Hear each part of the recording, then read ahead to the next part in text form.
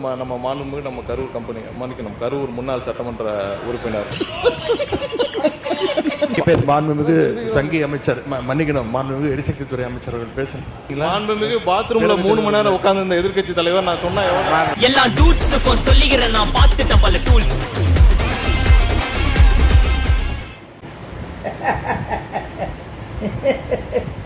சட்டசபை என்னப்பா உதயநிதி வாய் கட்டிகிட்டே இருக்கிறதுனால அவர் வந்து சும்மா வாய் இருக்க மாட்டாமல் நிர்மல்குமாரை பிடிச்சி சங்கி அமைச்சர் அப்படின்னு சொல்லிடுவார்.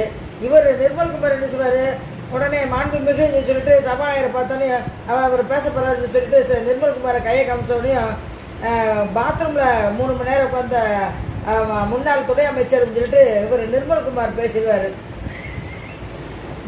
உதயநிதிக்கு என்ன பண்ணுறதே தெரியாதுப்பா. அவர் சொன்ன நேரம் என்ன வாய முகூர்த்தமும் தெரியல, பாத்ரூம் உடனே வந்துருச்சா தெரியல. உடனே எல்லாரும் உடனே நாங்கள் சட்டசபையை கலைக்கிறோம், நாங்கள் கேட்ட கேள்விக்கு பதில் இல்லை ஆன்சர் இல்லை, அதனால் நாங்கள் சட்டசபையை கலைக்கிறோம் அப்படின்னு சொல்லிட்டு நேருக்கு அப்படின்னு சொல்லிக்கிட்டே வழக்க முடியை தடவிக்கிட்டே வெளியே கிளம்பிடுவாங்கப்பா. என்னப்பா சட்டசபை நடக்குதுன்னே தெரியல. ஆனால் பயங்கர ஃபன்னாக இருக்குப்பா.